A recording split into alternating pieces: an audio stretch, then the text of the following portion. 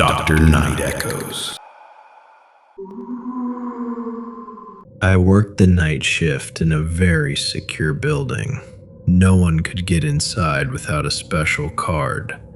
The windows had metal bars on them. Only 3 of us were in the building at night. It was very quiet and lonely. My shift was almost over. I heard a heavy door slam down the hall. I looked at the security screen on my desk. A man was walking toward my small office.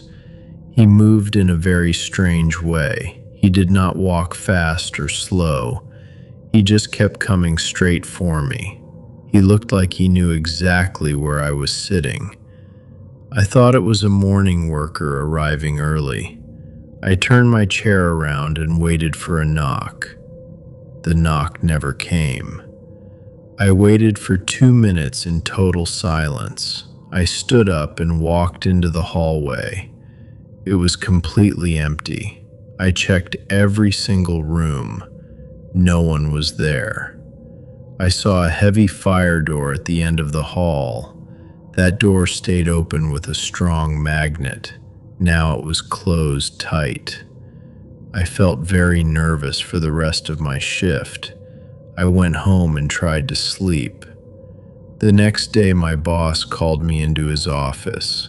He looked very pale and worried. We sat down to watch the security footage together. On the screen, I saw the fire door move. It pulled away from the magnet and shut hard. Then the video just stopped. The screen stayed frozen for exactly 1 hour. There was no noise and no movement on the tape. Then the video started playing again. The next frame showed me walking out of my office. It showed me opening that fire door to look inside. The camera did not show the man I saw on my monitor. There was a 60-minute gap where nothing was recorded. I know I saw someone walking toward me. The computer says I was alone in that hallway for an hour. I quit that job the next day.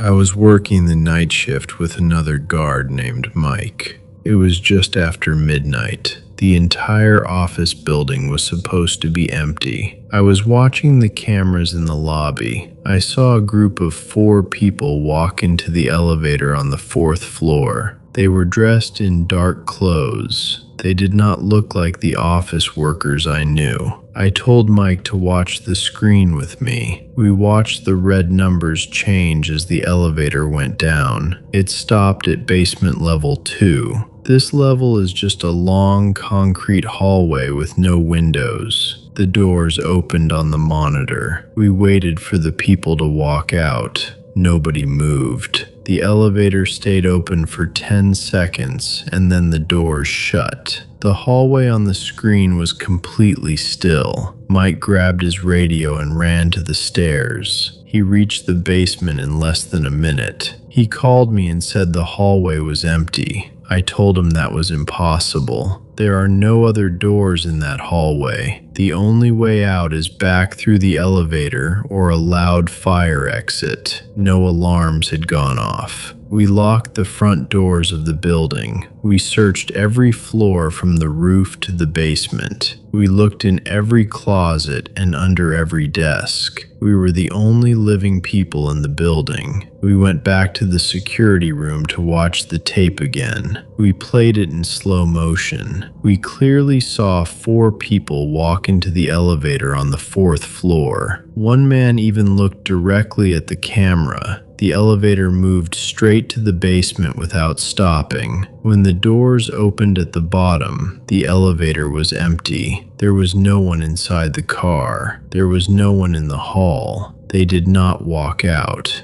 They just were not there anymore. Mike and I sat in silence for the rest of the night. We never found out where those people went. I left my bicycle chained to a metal pole outside my office. I had a lot of work and forgot to ride it home. It stayed there for 3 days. On the 4th morning, I walked to the pole and the chain was empty. The lock was not cut. The bike was just gone. I went inside and asked the security guard to check the cameras. We sat in the small booth and looked at the recording from the night before. The footage was very clear. I saw the streetlights turn on as the sun went down. A few coworkers walked past the bike and went to their cars. At midnight, the street was very quiet. My bike was still there. You could see the moonlight reflecting off the silver handlebars. There were no people on the sidewalk. No cars drove past the building for a long time. Everything looked very normal and peaceful. Suddenly, the screen turned into gray static for a tiny moment. It was a very quick digital glitch. It lasted for less than 1 second. When the picture became clear again, the bike was missing. The metal pole was empty. The chain was gone too. We played the video back many times in slow motion. We looked for a shadow or a person moving near the pole. There was nothing. One frame showed the bike sitting perfectly still. The very next frame showed only the empty sidewalk. There was no movement in the bushes. No one ran away into the darkness. It was like the bike had been erased from the world during that tiny glitch. The security guard rubbed his eyes and looked at me. He had no way to explain it. I walked home in the cold air. I keep thinking about that split second of static. I wonder if things can just blink out of existence when no one is looking at them. I never bought a new bike. I was working the late shift in a high-rise building. It was exactly 3 in the morning. I sat in the lobby and watched the screen for the 12th floor. A man was standing in the middle of the long hallway. He stood right in front of apartment 1204. He did not knock on the wood. He did not reach for the handle. He just stared at the door. I watched him for 20 minutes. He did not move a single muscle. He did not even blink his eyes. It was very strange and it made my skin feel cold. I picked up my radio and called the other guard. I told him to go up to the 12th floor and check on the man. I kept my eyes fixed on the monitor. I saw the elevator lights move up from the lobby. The man in the hallway stayed perfectly still. He looked like a statue made of shadows. The elevator reached the floor, and the heavy metal doors began to slide open. I saw a soft light from the elevator car hit the hallway carpet. As soon as the doors opened, the man started to change. He did not turn around to look. He did not run toward the stairs. His body just started to turn see-through. He looked like smoke in the wind. In 2 seconds, he faded away into nothing. My partner stepped out of the elevator and looked around. The hallway was completely empty. He walked all the way to the end of the hall. He checked the fire exit and the trash room. Both doors were locked tight from the inside. No alarms went off. There was no place for a person to hide in that hallway. My partner thought I was playing a joke on him. I went back and watched the recording later that night. I saw the man standing there for 20 minutes. Then I saw him vanish like a ghost when the elevator arrived. I looked up the records for apartment 1204. It has been empty for 5 years. I do not like looking at that camera anymore. I was working the graveyard shift at a very large warehouse. It was 3 in the morning and the building was silent. I sat in the small security office and watched the gray monitors. I saw something move on camera 4 near the loading docks. It was a dark shadow in the shape of a tall man. The warehouse has bright motion lights that turn on when anything moves. Those lights stayed off. The building was completely pitch black on the screen. I could only see the shape because of the green night vision on the camera. The shadow walked very slowly across the concrete floor. It did not make any sound. It moved with a steady pace like it was going to a meeting. It reached the far end of the warehouse where the wall is solid concrete. The wall is 2 feet thick and has no doors. The shadow did not stop or turn around. It kept walking forward in a straight line. I watched the head and shoulders slide into the gray concrete, then the rest of the body followed. It walked straight through the wall and vanished. I grabbed my heavy flashlight and ran out to the loading dock. My heart was thumping in my chest. I reached the exact spot where the shadow had been walking. The floor in that section was covered in a very thick layer of gray dust. No one had cleaned that area in months. I shined my light across the floor. The dust was perfectly smooth. There were no footprints at all. There were no scuff marks on the ground. I walked over to the concrete wall and touched it with my hand. It was cold and very solid. There were no cracks or holes in the surface. I went back to the office and played the video one more time. On the screen, the shadow was still there. It walked across the dust without leaving a mark. It stepped into the solid wall and disappeared again. I sat there for the rest of my shift with the lights turned all the way up. I do not go near the loading docks alone anymore. I worked the graveyard shift at a lonely gas station. It was 2 in the morning. The road outside was dark and very quiet. A small black car pulled up to pump number 4. I watched the security monitor behind the counter. A woman opened the passenger door and stepped out. She wore a long yellow dress that looked very bright under the station lights. She stood still for a few seconds and looked at the ground. She did not look at the driver or the store. She started walking forward.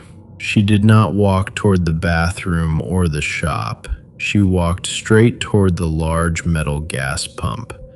I thought she was going to walk around it. Instead, she kept walking in a straight line. Her body hit the metal frame of the pump. She did not stop or fall back. Her shoulders and head simply sank into the metal. I watched her legs and the hem of her dress disappear inside the machine. She went through the pump like it was made of smoke. She never came out on the other side. I stood up and ran to the window. I looked out at pump 4. Everything looked normal. There was no one standing there. I waited for the driver to jump out or scream. The driver stayed inside the car with the engine running. He did not move for 10 minutes. He did not even roll down the window. Then he slowly pulled away and drove back onto the main road. I walked outside with a flashlight.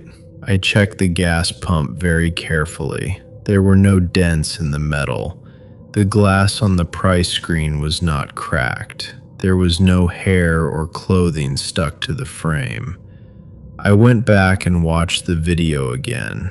On the screen, she clearly walked into the solid machine. The pump did not even shake. I checked the records and no one reported a missing person that night. I still have to stand near that pump to change the trash bags. I always feel a cold breeze near my ankles when I get close to it. I worked the night shift at the city mall.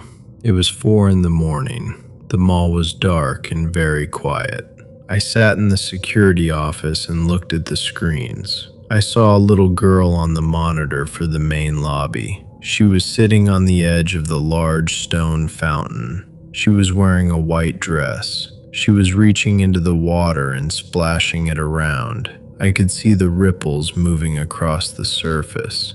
I felt very worried. I wondered how a child got inside the locked building alone. I grabbed my radio and my heavy flashlight. I ran across the mall to the lobby area. I reached the fountain in less than 2 minutes. I shined my light on the stone floor. The area was totally empty. There was no little girl in a white dress. Then I looked at the fountain itself. The water was not running. The large pool was completely empty and bone dry. The mall had turned off the water for maintenance 3 days ago. There was not a single drop of moisture on the stone. I touched the bottom of the fountain. It was dusty and warm. I felt a cold shiver run down my back. I went back to the security room and sat in my chair. I opened the recorded video from 5 minutes ago. The little girl was still there on the screen. She was sitting in the same spot. I watched her small hands hit the water. I saw big splashes of water landing on the floor. I could see the wet puddles reflecting the overhead lights. On the screen, the fountain was full of deep blue water, but I knew that in real life, the fountain was dry. I watched the girl look up at the camera and smile. Her eyes looked like two black holes. I turned off the monitor and sat in the dark. I quit that job the very next morning. I never go to that mall anymore. I was house sitting for a family I did not know well. The house was very large and had too many dark corners. I felt like someone was watching me from the shadows. I decided to set up a small security camera in my hallway. I pointed the lens directly at my bedroom door. This made me feel a little safer. I went to bed and locked my door. I kept my phone on the nightstand. At 3 in the morning, my phone buzzed. I got a motion alert from the camera app.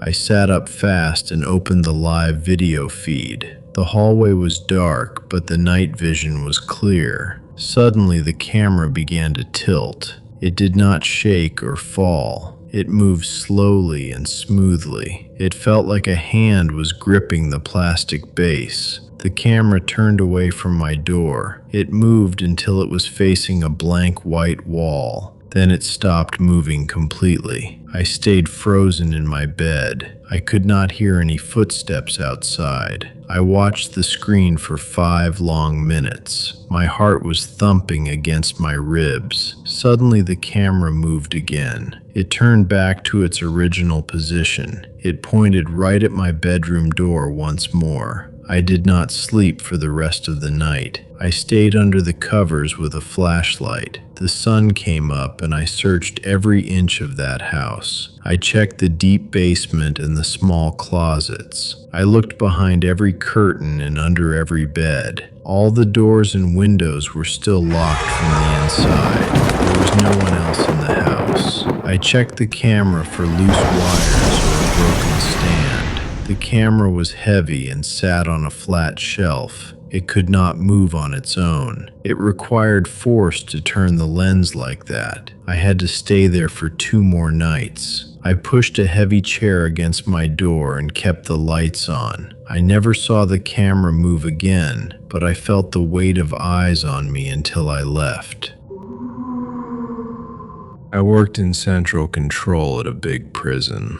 It was 2 in the morning. I had to watch 40 different camera screens. I saw something impossible on one screen.